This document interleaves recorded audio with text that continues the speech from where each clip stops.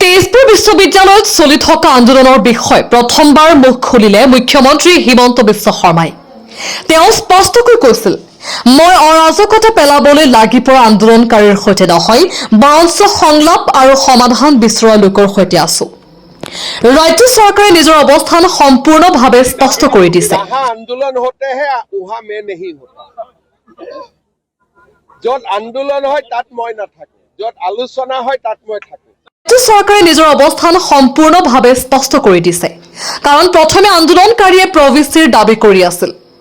তেওঁলোকৰ দাবী গ্ৰহণ কৰি অসমৰ মুখ্যমন্ত্ৰী হিমন্ত বিশ্ব শৰ্মাই ৩ ডিচেম্বৰ ২০২৫ তাৰিখে কেন্দ্ৰীয় শিক্ষামন্ত্ৰী ধৰ্মেন্দ্ৰ প্ৰধানৰ সৈতে তেজপুৰ বিশ্ববিদ্যালয়ৰ কাম কাজ স্বাভাৱিকভাৱে চলি থাকিবলৈ এজন নতুন প্ৰবিষ্টি নিযুক্তিৰ বিষয়ে কথা পাতি এই সম্পৰ্কত টুইট কৰি সকলো ৰাইজক জাননীও দিছিল। পিছৰ দিনাই ৪ ডিচেম্বৰ ২০২৫ তাৰিখে কেন্দ্ৰীয় শিক্ষামন্ত্ৰী ধৰ্মেন্দ্ৰ প্ৰধানৰ আদেশত শিক্ষা মন্ত্ৰালয়ে কাম আৰম্ভ কৰে আৰু তেজপুৰ বিশ্ববিদ্যালয়ৰ উপাচাৰ্য প্ৰফেচৰ শম্ভুনাথ সিঙৰ নেতৃত্বত তেজপুৰ বিশ্ববিদ্যালয়ৰ বৰ্ড অৱ মেনেজমেণ্টৰ সভা আহ্বান কৰা হয় আৰু সকলোৰে মতামতত প্ৰফেচৰ জয়া চক্ৰৱৰ্তীক নতুন প্ৰবিষ্টি হিচাপে নিযুক্তি দিয়া হয়। কিন্তু আন্দোলনকাৰীৰ মূল উদ্দেশ্য স্পষ্ট হৈ পৰিল। তেওঁলোকক বিশ্ববিদ্যালয়ৰ হিতৰ বাবে প্ৰবিষ্টিৰ নালাগিছিল, তেওঁলোকক নিজৰ মানুহ এজন লগা হৈছিল যাতে মনে বিচৰা ধৰণে দুৰ্নীতি কৰিব পাৰে। এইকাৰণে তেওঁলোকে জয়া চক্ৰৱৰ্তীক নিযুক্তি গ্ৰহণ কৰিব নোহোৱা কৰি তেখেতক ঘৰলৈ গৈ ঘেৰাও কৰিলে। ভাবুকি দিনে আৰু ৰাতি দিনে আন্দোলন কৰা প্ৰতিবাদকাৰীৰ মূল নায়ক DK ভট্টাচাৰ্য, যিয়ে সম্পূৰ্ণ আন্দোলনৰ মুখ্য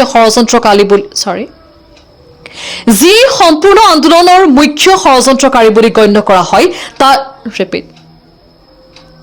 তেওঁক অবৈধভাৱে এক্টিং ভাইচ চেঞ্চেলৰ যিয়ে সম্পূৰ্ণ আন্দোলনৰ মুখ্য ষড়যন্ত্ৰকাৰী বুলি গণ্য কৰা হয়, তেওঁক অবৈধভাৱে এক্টিং ভাইচ চেঞ্চেলৰ ঘোষণা কৰি দিলে। যদিও কেন্দ্ৰীয় বিশ্ববিদ্যালয়ৰ এক্টত উপাচাৰ্য থাকোঁতেই এক্টিং ভাইচ চেঞ্চেলৰ বনোৱাৰ কোনো ব্যৱস্থা নাই, তাৰ পিছদিনা শিক্ষা মন্ত্ৰালয়ৰ জ্যেষ্ঠ অধিকাৰী, যাৰ ভিতৰত শিক্ষা মন্ত্ৰালয়ৰ ছেক্ৰেটাৰী বিনীত যোশী, জইণ্ট ছেক্ৰেটাৰী সৌম্য গুপ্তা আৰু ৰাজ্য চৰকাৰৰ বহুতো অধিকাৰী আছিল, তেওঁলোকৰ দলৰ সৈতে তেজপুৰ বিশ্ববিদ্যালয়লৈ আহিল।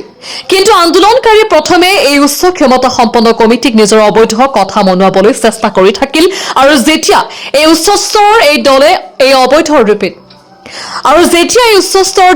অবৈধ দাবীসমূহ মানিব নোৱাৰা কথা স্পষ্ট কৰিলে, তেতিয়া ষড়যন্ত্ৰকাৰীয়ে ছাত্ৰ-ছাত্ৰী, হোষ্টেল, কাম কৰা প্ৰাইভেট কৰ্মচাৰী, পৰিচ্ছন্নতা কৰ্মী আৰু ওচৰৰ গাঁৱৰ লোকসকলকো জমা কৰি ঘেৰাও কৰিলে।